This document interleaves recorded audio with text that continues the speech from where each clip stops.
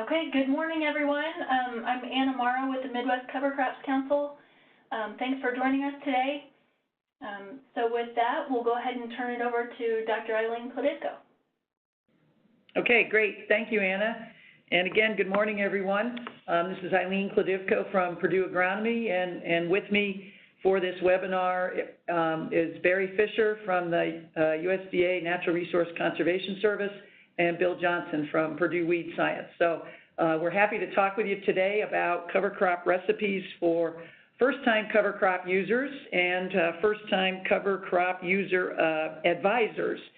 This webinar is aimed for people on how to get started in cover crops. So we know that there are many farmers and many crop advisors that are interested in using cover crops, and there's a lot of reasons for that, of course, including improving soil health or scavenging nitrogen, keeping it out of tile drains, controlling erosion, helping with weed suppression, perhaps grazing, a lot of other reasons why people might want to use cover crops.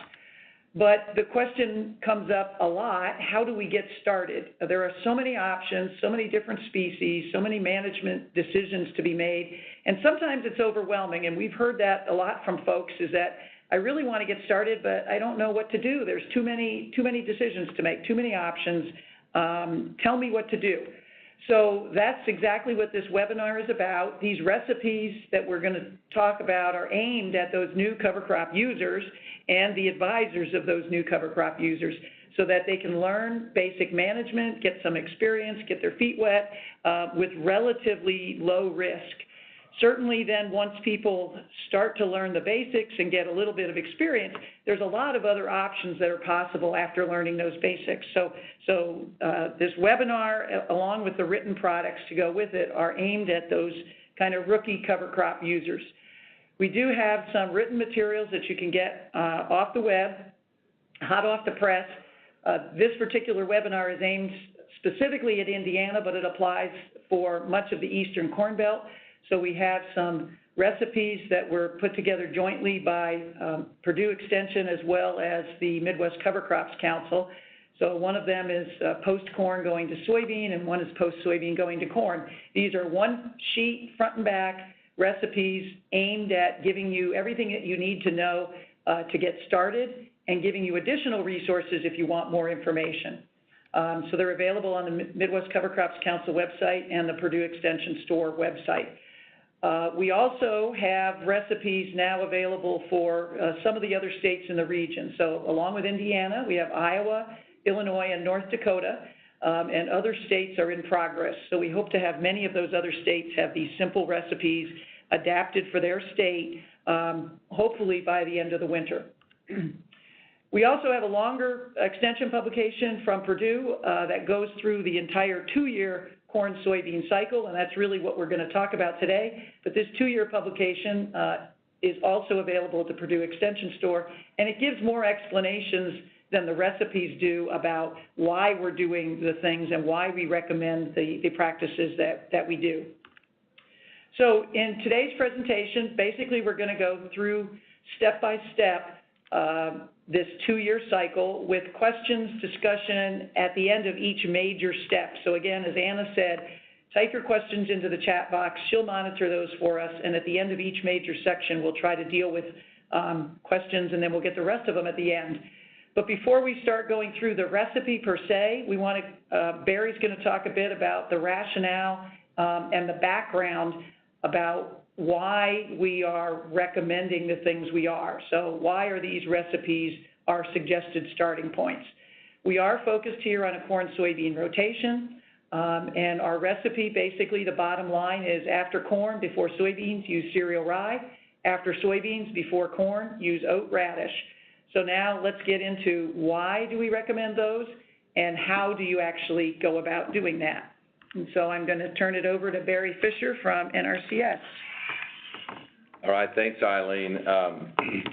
So you know, as we introduce a new management system to our existing cropping system, something like cover crops, some of the key management strategies aren't always intuitive. It's not that we haven't done our research, but some of the things are just not always completely intuitive, and so that's what we want to try to cover here in this what is a pretty simple strategy, pretty basic strategy that like Eileen said, really should reduce risk. So one of the things that farmers just aren't always, it's not going to be obvious to them is we've got to have a cover crop. Not all cover crops are created equally, so our first goal is that cover crop needs to complement the next crop in the rotation. It certainly shouldn't be something that would cause limitations to the next crop in the rotation. And so we look at a picture like this where we have a corn crop that's growing into a cereal rye cover crop. And that cereal rye cover crop, you can kind of tell by the dead residue that it got a little bit tall. And so as cereal rye gets tall, it changes the delivery of nutrients. It actually assimilates and immobilizes some of the nutrients that are very key to that corn crop. And so there's some management keys that we want to talk about that is basically centered around understanding the change in carbon to nitrogen ratio that happens in the soil. Because carbon to nitrogen ratio has everything to do with the change in mineralization and immobilization. And so if we put something like cereal rye ahead of corn, it's a crop that really gains a lot of carbon rapidly. It's also a cover crop that we use to sequester nitrogen, to scavenge nitrogen and hold nutrients from leaving the farm. And so it does that. And so as it does that, you look at this carbon to nitrogen chart, cereal rye, as it matures, it gains in carbon to nitrogen ratio very rapidly. What that means is it's potentially immobilizing a lot of nitrogen rapidly. Well, think about what's your number one nutrient that you manage for in a corn production system? Well, it's nitrogen. So if the cover crop has already scavenged on to and assimilated a lot of that free and available nitrogen, it can, if you don't know that's going to happen, it can work against you. So we look at these kind of charts, and it sets the stage for why we suggest certain cover crops ahead of other crops. If we look down the list into the lower carbon to nitrogen cover crop mixes, we see things like daikon radish. We don't see oats, but if we have oats planted in the fall, like we're going to suggest in a while, they will just stay in the vegetative stage and then probably winter kill, thus leaving us with a more favorable carbon to nitrogen ratio ahead of corn. In other words, we're going to go ahead and let that soil mineralize, do its normal mineralization of nitrogen ahead of that corn crop, which is more what we're used to managing for. And so as we're thinking strategically ahead of corn, we can make a lot of choices. We have to understand our why, too. Why are we planting this cover crop? Is erosion the absolute number one concern, or is it a relatively flat field like you see in this picture? And if so, maybe just scavenging nitrogen, scavenging nutrients, and building overall soil health is your number one goal. So the plot on the right that had oats and radish that winter killed actually is probably going to be a better fit ahead of that corn crop, especially early in the transitional stage. Okay, so we're going to be looking for cover crop options that maybe aren't as high in cereal rye and high in carbons like rye and wheat.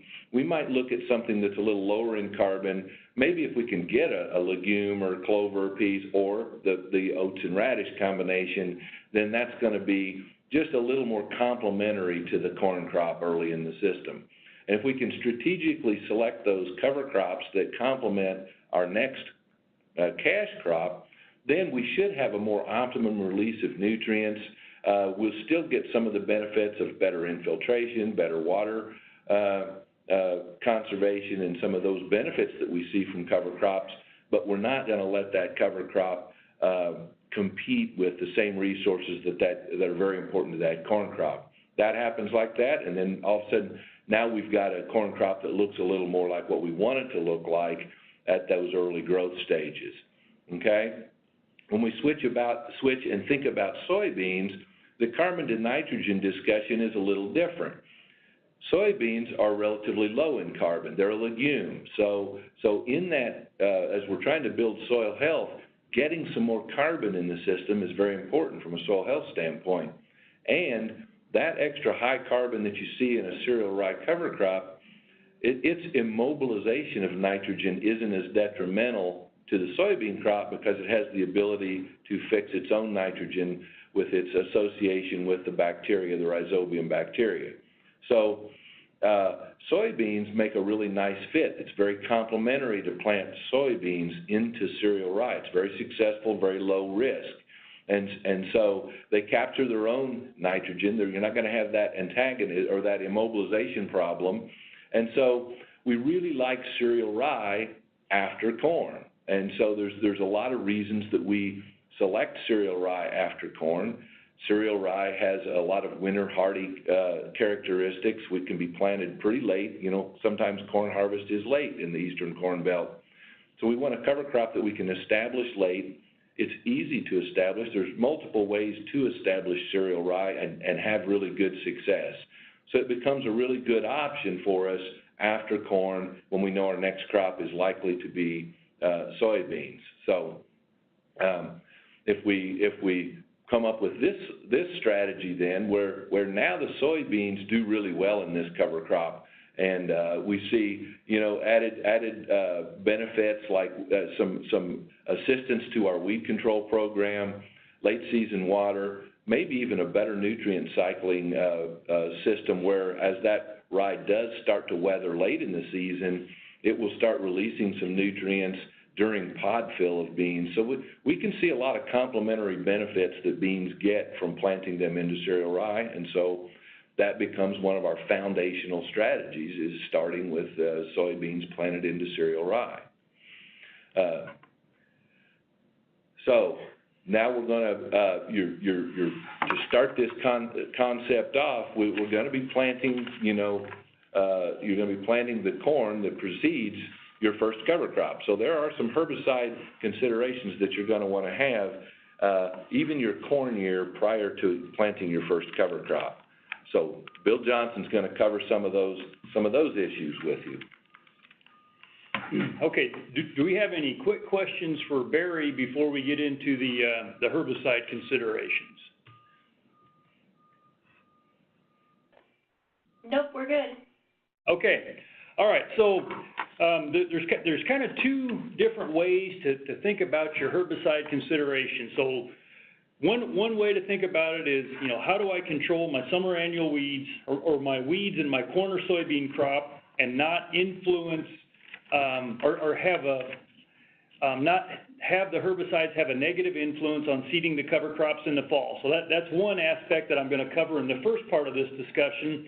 In the second part of this discussion, I'm going to talk about terminating cover crops and any considerations you need to have with your termination strategy and whether you go into corn or beans.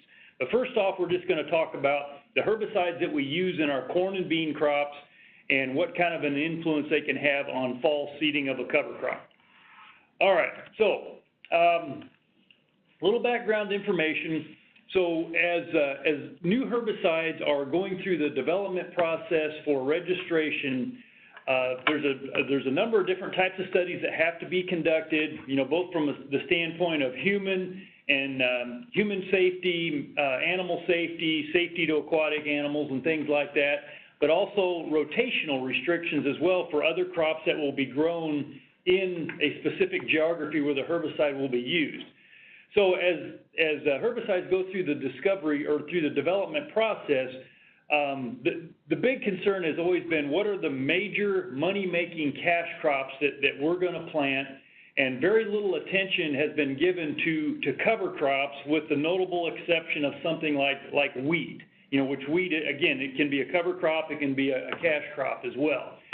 So as a result of that, there's just been very little work done on the rotational restrictions for cover crops until, you know, really about the last 7 or 8 years. So we've learned an awful lot the last 7 or 8 years, and I want to summarize some of that information here as well.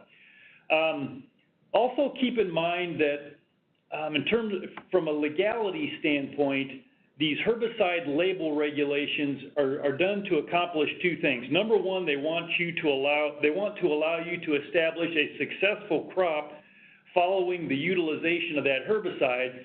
But number two, if you're going to feed a crop to an animal that ultimately ends up in a human diet, you don't want to have herbicide residues in the feed.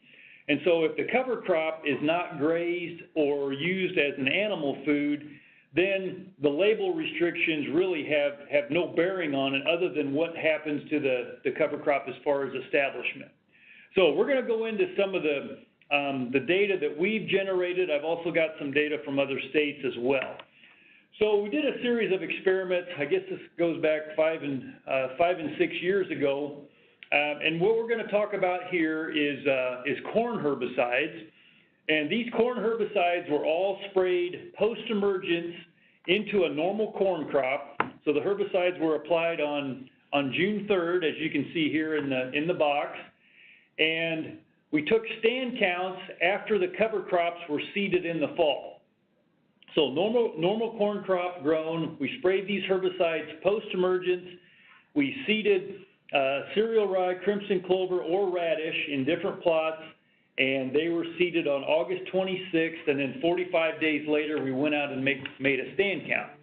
So when you see low numbers or the numbers in red, that indicates that herbicide had a significant negative impact on the stand of that cover crop. So what you can see here, if you look at the cereal rye column, the first column here on the left-hand side, our untreated plot, which basically got no herbicide, we just did hand weeding in that one. We had 14 plants into this quarter-meter area, and we really didn't see any negative impact on the stand of any of the herbicides with cereal rye. So cereal rye, you know, we know it's easy to establish in the fall. You can establish it over a wide range of planting dates. It's also pretty resilient in how it handled the herbicide residues at this particular site. Crimson clover, on the other hand, the center column here, hornet herbicide, python herbicide, steadfast, and zidua were problematic as far as establishing crimson clover. Now, we didn't have a complete stand loss, but it looks like we reduced the stand here about 50%. So the component in these two products here is flumetzolam, and flumetzolam has activity on grass and broadleaf weeds, and obviously it had a negative impact on crimson clover. With the radishes, we saw no negative impact on the radishes with any of these herbicides here. So that's one site here. And keep in mind, I forgot to make this comment earlier, keep in mind herbicide carryover is about like trying to predict organic matter mineralization or the nitrogen cycle. It's so heavily influenced by the environment that the system is in. So soil moisture influences it, soil type, organic matter of the soil, temperature, and all of these things. So you can really run into some variable results from year to year, and I'll kind of show you an example of that. Okay, here are some soybean herbicides, and this experiment was done at the same site. The corn and soybean experiments were side by side. The first 3 herbicides here were applied, or actually the first 4 herbicides were applied in May, so we utilized these as a pre-emerge herbicide, Spartan, Valor, Sencorn Classic. The other herbicides here were applied post-emergence. And so in this particular experiment, we just looked at cereal rye and radish. And so again, with the cereal rye, you know, there was some variability in this data, but, you know, we didn't see any significant impacts when we ran the statistics on it as far as cereal rye establishment with any of the herbicides. With the radish, on the other hand, Flexstar and Pursuit were problematic for the radishes. So again, not a complete stand loss, but this is not going to be enough radishes there to keep you happy, I guess. So again, that was the same site, just with some soybean experiments. We repeated the experiments the next year in 2014. So, let's go back here.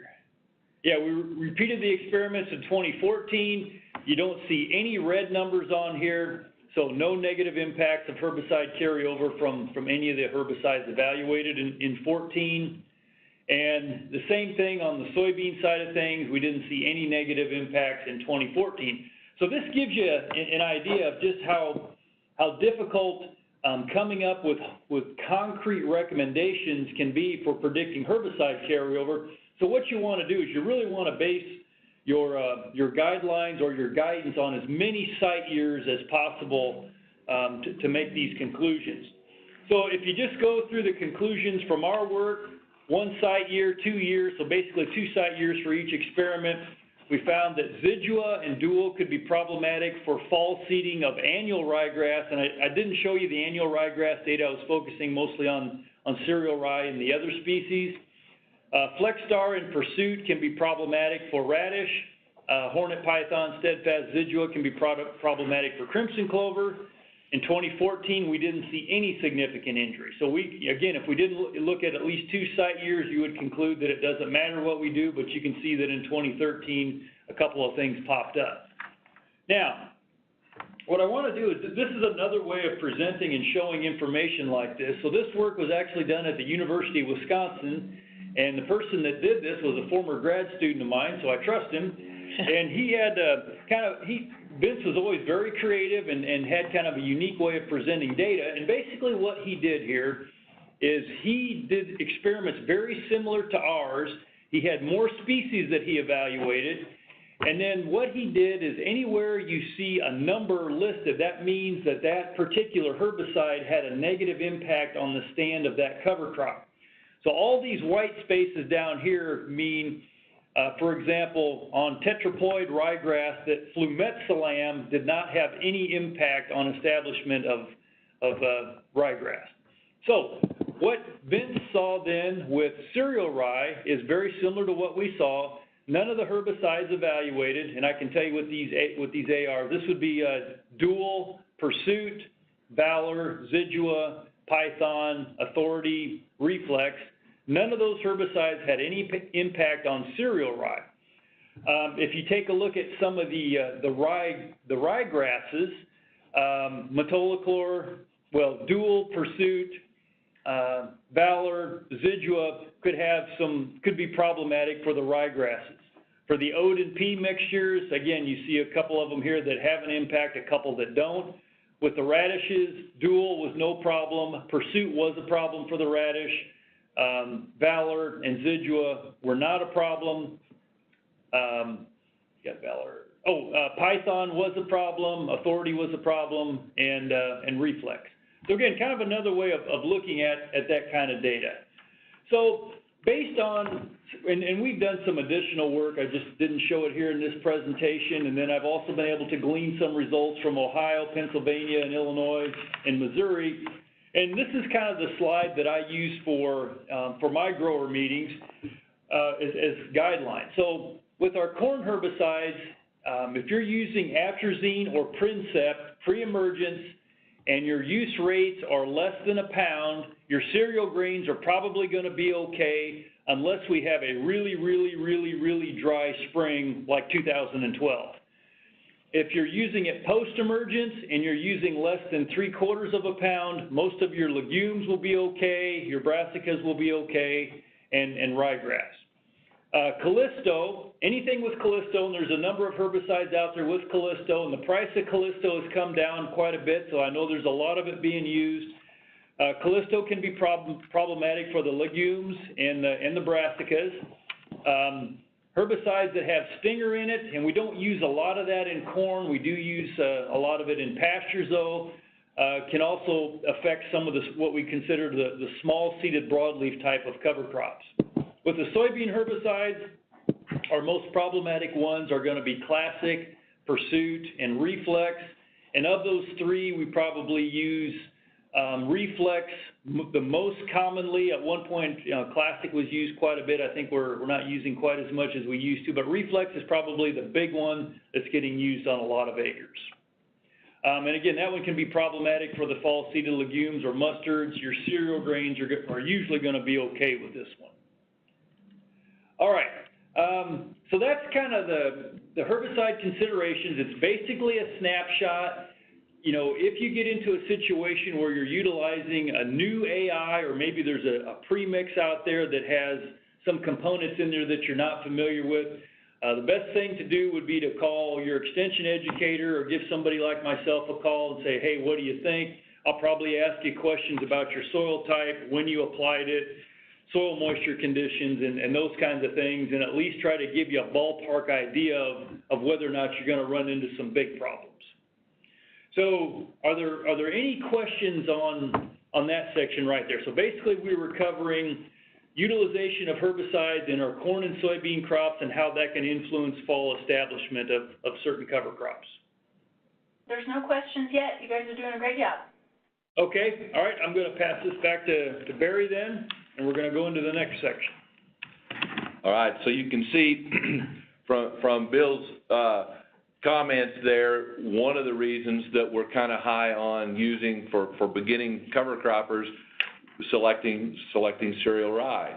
It has a high tolerance to, it's one of our better cover crops from a tolerance to herbicide carryover standpoint. So it fits nicely for somebody trying to get started. We want you to be successful. So we're going to go through now kind of that 2-year step-by-step approach to kind of go through the practical logic of what we're going to do when. So, you know, step one, now that we've kind of got our understanding of what corn herbicides we use, then it's going to be after corn.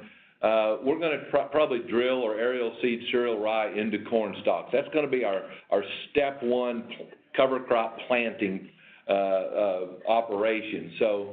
So we like it because cereal rye is very hardy. We can plant it late after corn harvest for most of the state. We'll go through some seeding dates here in a minute, but it's just one of the most winter hardy covers. It does a lot of the things that we're really wanting a cover crop to do. It covers the ground nicely. It grows, has pretty deep root system, gives us good erosion control and traps a lot of nutrients. So if we look at the recipe for how to get that seeded, seeding dates and rates and things, we're going to look at the seeding rate of probably, if we're drilling that cover crop, we're going to be looking at a 45 to 65 pound per acre rate. Part of that has to do with, you know, are you planting it later in the season? What are your purposes? Is it really, are you really need a high stand count for erosion control or weed control? But generally in that range. And when we give you a seeding rate, we're assuming you're using high quality seed with good germination rates like 85 to 98%, like you see in the slide there. So 45 to 65 pounds per acre. Planting method, if you're going to be drilling, drill that about an inch deep, just like you would seed wheat or something like that. If you've got an air seeder mounted on a vertical tillage tool or something, that can also be, you know, a good use for that vertical tillage tool. You run that in the fall, it's not going to go very deep, and a lot of guys are putting seed boxes actually on those vertical tillage tools. Another option is broadcast that cover crop, blend it maybe with your fall application of fertilizer, and then come across it with a vertical tillage tool with some real shallow incorporation, okay? So there's a lot of ways to get this successfully seeded. A lot of these tools are already in farmers' tool sheds, so we can step into this system with very little additional expense. So timing of planting, ideally you want to plant that as soon as you can get the corn off or as soon as you can get it out there. If you are in northern Indiana, you've got a long time. You could go clear up into mid-November and probably expect pretty good success, but obviously get it planted as soon as you possibly can. You want that fall growth to get the most benefit out of this. Southern Indiana, you might be able to even go as late as the end of November. We don't have the flying on dates, but generally if you're flying on, most people target that 1st of September time frame. For flying on these kinds of cover crops if you're flying it into the corn crop. Okay, so if once you've got it seeded, then your next step is you're coming on into spring, and so now you got to decide, make some decisions about how to terminate, when to terminate, and some of those things, because now this is going to be your bean crop year. You're going to plant soybeans into this cover crop. So for beginners, we basically are telling you, you know, let's not scare ourselves to death. Let's get out there and let's try to get that terminated about a foot of height. That gives us usually a couple of weeks before we're ready to plant soybeans. We can break any kind of a pest bridge. A lot of our caterpillars that might become a pest in cover crops they really can't, the entomologists tell us they can't really even survive a couple weeks without food. So they kind of, we can eliminate a lot of that risk if we give ourselves a couple of weeks before we plant. And so we say, if you're new at this, try to get it terminated at 12 inches or so. However, you see the or there. We do know, and it's the other reason we select rye for this, and we say soybeans into rye is our first planting operation, because we also know that spring, not all springs are exactly the same. So if the spring does get wet, we still might have some options that we'll cover here in a minute. And if that growth starts getting a little over 12 inches, then we'll have a secondary strategy that we're going to talk about. So the preferred option, though, is spray 2 weeks before planting. So I'll turn this over to Bill now, and he's going to cover kind of that termination strategy. Okay, so again, good points here that we're trying to get across. Our and from a weed science standpoint, I'm always trying to avoid having something growing with my summer cash crops, because I look at, you know, kind of anything that grows with a corn or soybean plant is competing for resources. So you always hear me always want to push guys towards the side of terminating before your crop comes out of the ground. So again, the preferred option is to terminate early. In the event, though, that for whatever reason you're not able to terminate early, another option is to go into this from the standpoint of terminating after the crop is planted. The other thing that I like to mention as well, and you know, we run into, whenever we have weather abnormalities, which are pretty common in the eastern corn belt. So let's say we have a cool, wet spring, or we have that rare, extremely dry spring, which we've only had 3 times in my 17 years here. What you can run into are situations where herbicide activity is compromised, or it's less than ideal because of weather conditions. So that's another reason for thinking about terminating earlier, is because it gives you time to make a follow-up application before your crop comes out of the ground. Because the key thing to remember is once your crop comes out of the ground, you have fewer herbicide options that you can use on an emerged crop versus an unemerged crop. So that's the direction we like to push people towards. So again, if we think about the alternative option, if you can't do it 2 weeks before planting, or when you hit that 12 inches of growth, your alternatives are spray 1 or 2 days before planting, or spray 1 or 2 days after planting. And the reason that many people, including myself, are not a big fan of spraying on the day of planting is because you've damaged those plants with the planting equipment, and typically those damaged plants are a little bit more difficult to control. If you can give those plants a little bit of time to recover and be actively growing again, your herbicide activity is going to be much better. We do have a guide sheet that we've put together on terminating cover crops with herbicides, and so this gives you some discussion of which cover crops are most sensitive to specific herbicides. So rather than go through a lot of really specific recommendations right now, I'll just give you some generalities. You know, the great thing about cereal rye is that it's fairly sensitive to glyphosate. We want you to use at least a quart of glyphosate, because if we have cool, wet conditions, or we have atrazine, or excuse me, if we were going into soybeans and we have something like metribuzin in the mix that we're trying to utilize to get mare's tail, you may run into some antagonism issues. But anyway, cereal rye is pretty easy to terminate with glyphosate, but again, if you're going to be spraying under some unique conditions, just make sure the rate is high enough. With the oats and radish, you know, those are going to winter kill, so usually you don't get into thinking too much about termination unless your winter kill was less than ideal.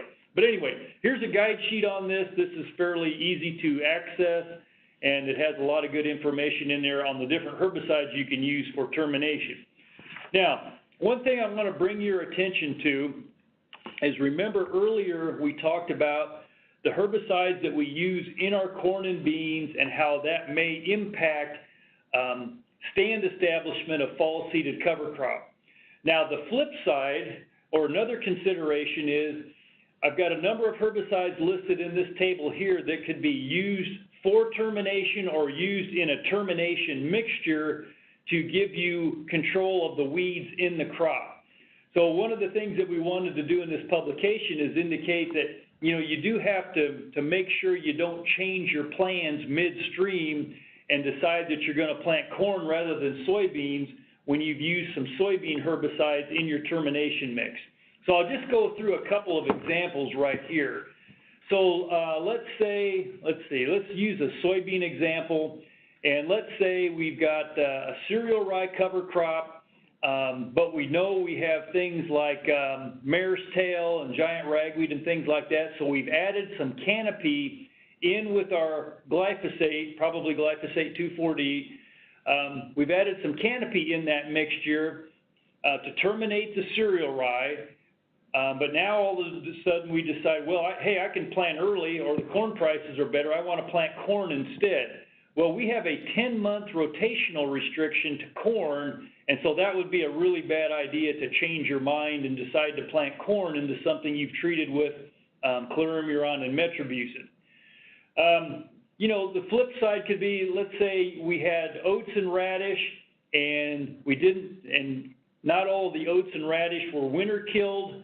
We know we like to use a residual herbicide like Bicep in that mixture, so we're going to go out there and terminate whatever was left, and we want some residual activity out of atrazine and dual.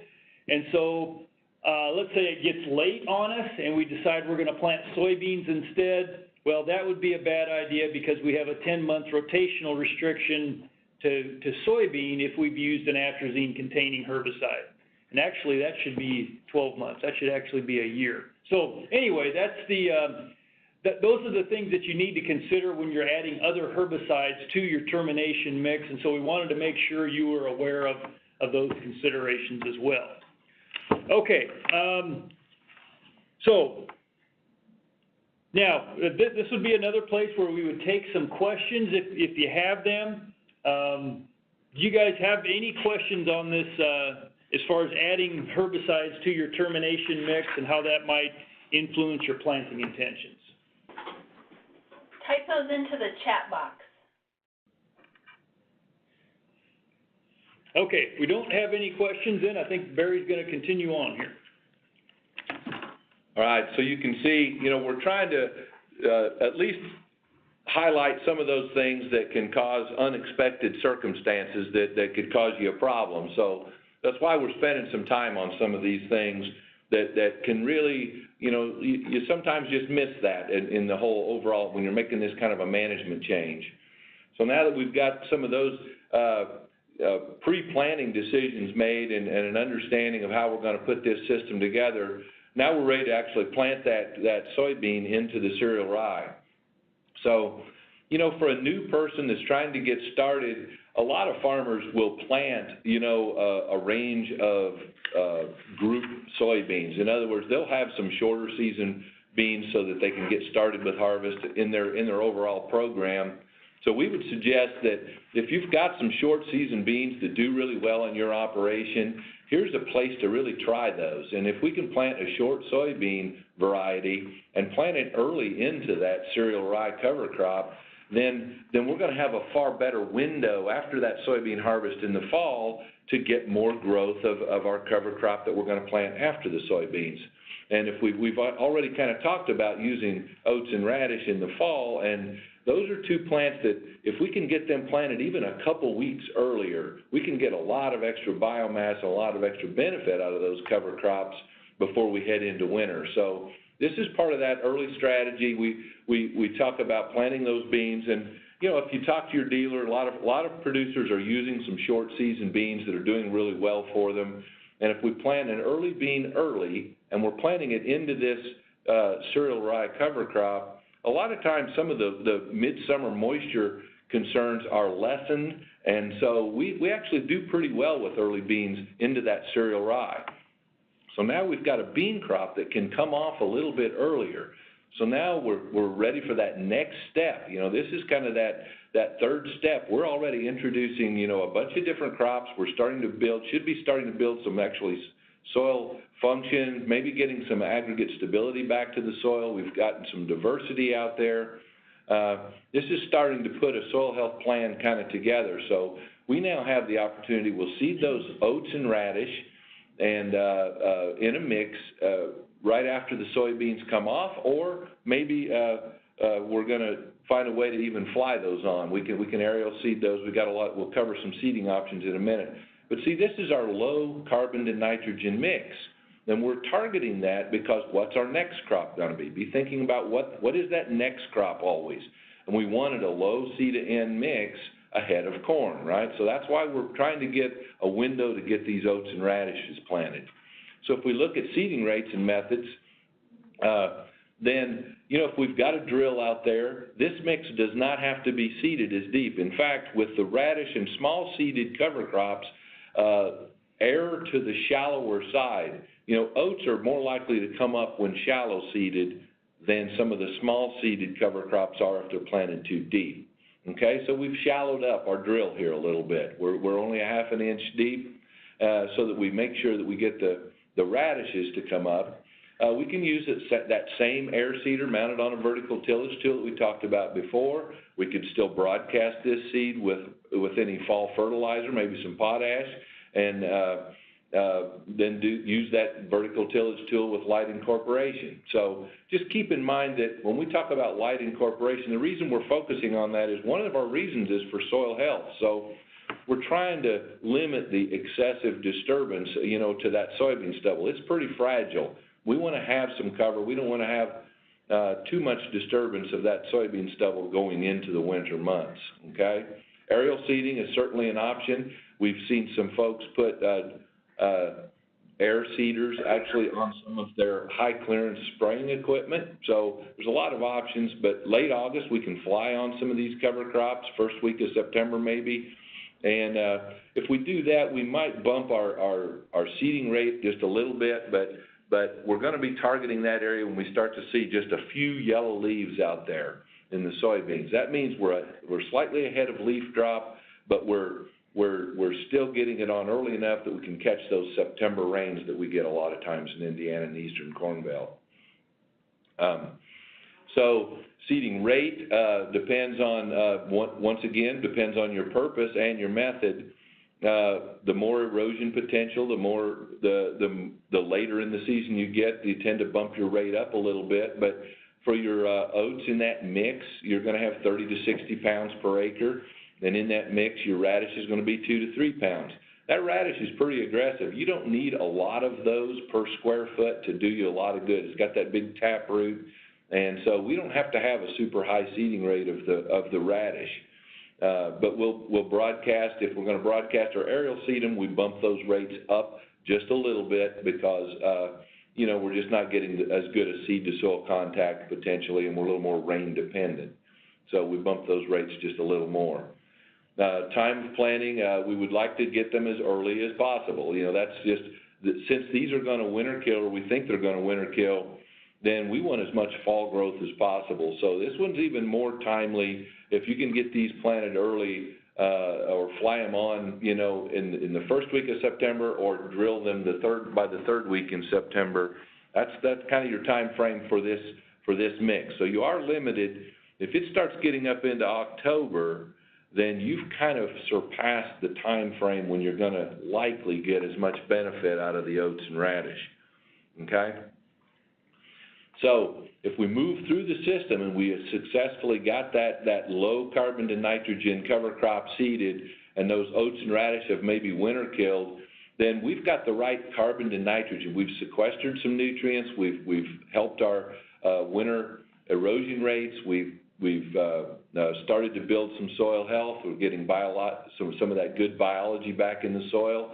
And so planting corn into this mix after you've already started with the other mixes. The soybeans was your first crop into cereal rye. Then you've gotten your low carbon and nitrogen cover crop. So as we come into our first corn crop in this system, we're expecting far less yield drag than has been reported in some situations. We're actually expecting that corn crop to respond really well to this environment because we've kind of had some time to get our no-till system. Maybe if we're no-tilling into this, or if we're still using vertical tillage, that's still an option in the spring for our corn. But we've given ourselves a much better environment and options to have a successful corn planting that very first time. So that's why we look at this kind of prescription, this recipe, if you will, for success. We've kind of talked our way through this, and a lot of experience. A lot of farmers have tried this over several years, and this becomes a pretty low-risk operation. So with that in mind, this recipe, we'll kind of take some additional questions if anybody's typed any in throughout the webinar. The only question I've gotten is whether these slides will be available, and the answer is yes. We will post this recorded webinar on our website, and we'll let you know when that's up via our listserv, Facebook, and Twitter. So if you have any questions, please type those into the chat box. You can go ahead.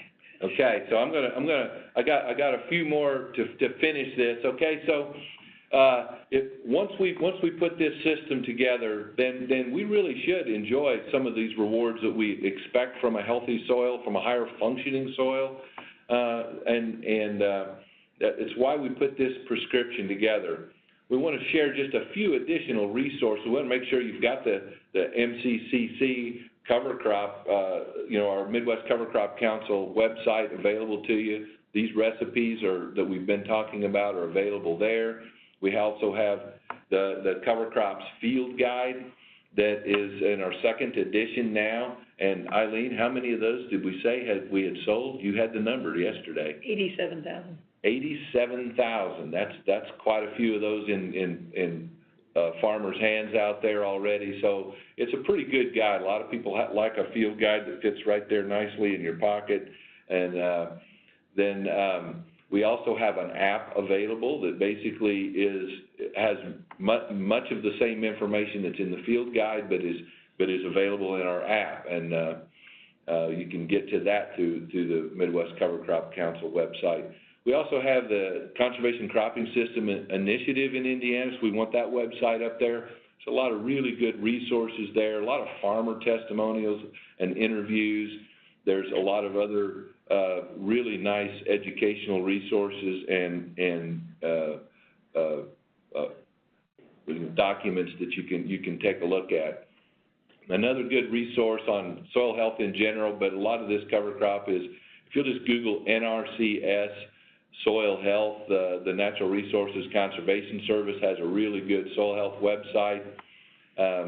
We host, one of the highlights there is we host the Science of Soil Health, and there's a lot of science and technology webinars kind of like this, where we interview a lot of the top researchers in the field.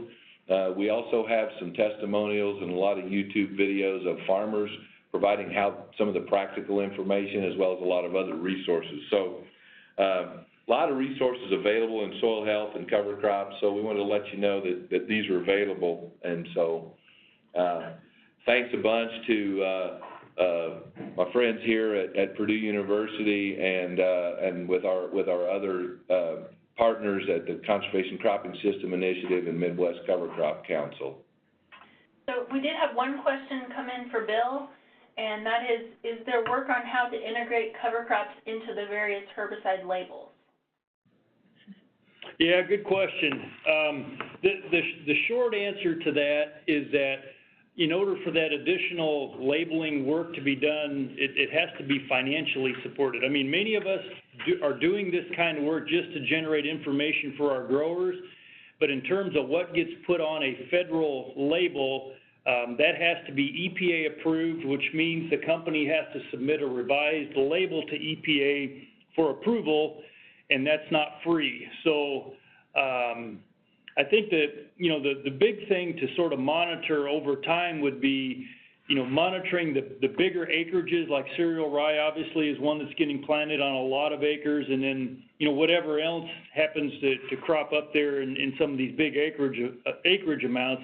But your best source, when it comes to herbicide carryover, here's a big thing to consider as well. As I mentioned earlier, herbicide carryover is so heavily influenced by the environment and the soil type and all these things that influence biological activities in the soil, your best source of information is still going to be to consult someone with the land-grant institution in your state that has done that work, rather than what's on the label, because we're going to have more resolution, you know, within the work that we've done on what works and what doesn't than, say, a federal label is going to have, because a federal label is going to try to take into account a much larger geographical area, which means more variability in weather patterns and soil type and that sort of thing.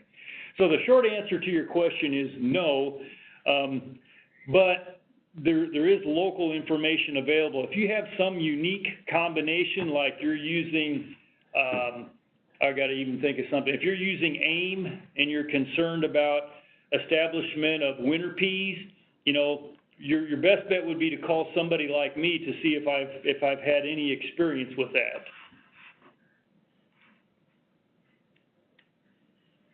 Thanks, Bill. We've had one more question just pop in the chat box. So it says, so herbicide labels are not important. Instead, the effect of the herbicide of the label on cover crop is what's important. Is that correct? Well, shall we read that again? Yeah. Well, so the herbicide label is the law. So yes, it's important, but it's not going to have carryover restrictions for cover crops other than maybe wheat, and some of them do have rye on them. But for some of the ones that are not planted in large acreages like that, like, you know, for example, the winter peas, radishes, what else am I missing on there? Clovers and things like that, those aren't going to be on the herbicide labels because the company did not see that as a priority when they were developing that herbicide for the market. So the label is important. It just may not contain the information because during the development process, no one would have had the foresight to anticipate the number of acres that were planted to a specific cover crop. What about the tables that are available that show herbicide? Yeah. Eileen just reminded me that you know, there are tables in the publications that we put out that give some guidelines on almost all of the most commonly used AIs and the most commonly used cover crops.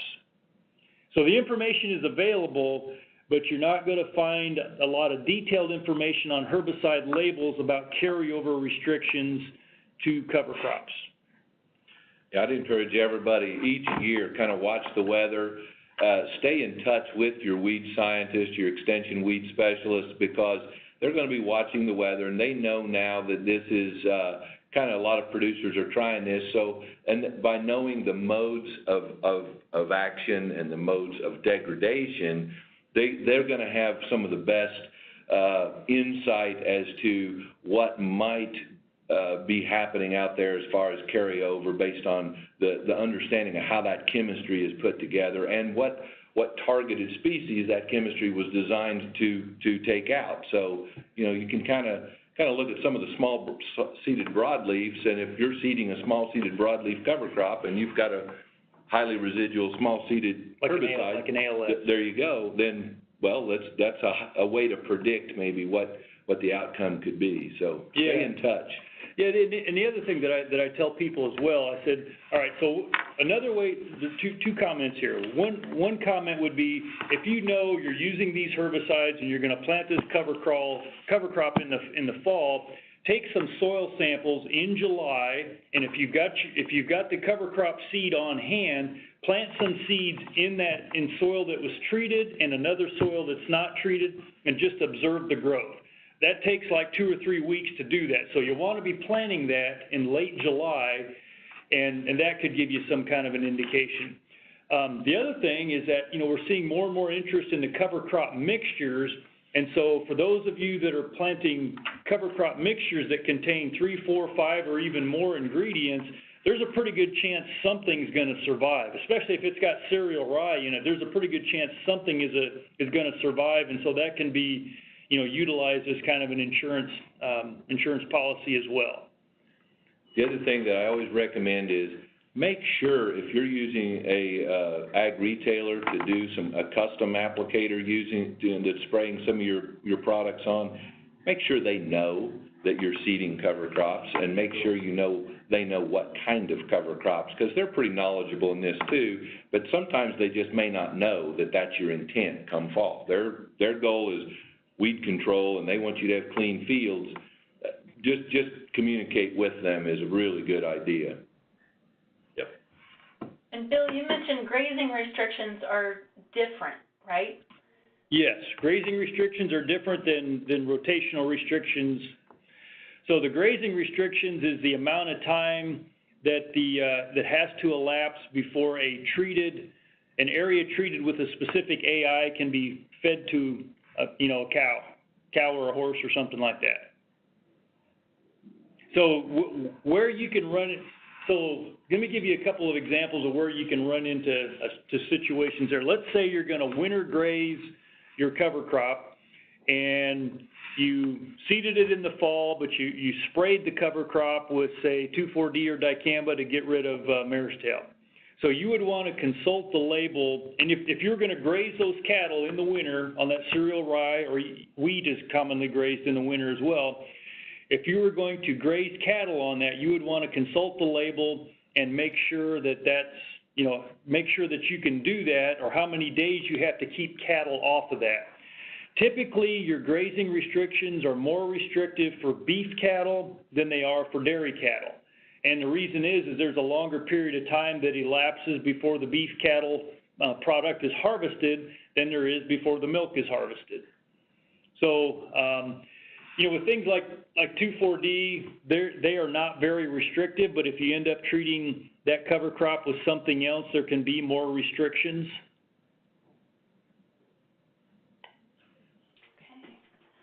Well, I don't see any other questions coming in. We're coming up on an hour here. Are there any other questions or final thoughts from campus?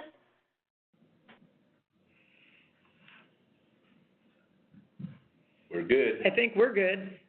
Okay, well, I'm not seeing any more questions, so I appreciate everyone who joined us, and a big thank you to our speakers, and we'll let you know when we have this recording up and available. Okay, thank you. Thanks, Anna. Sounds good. Thank you.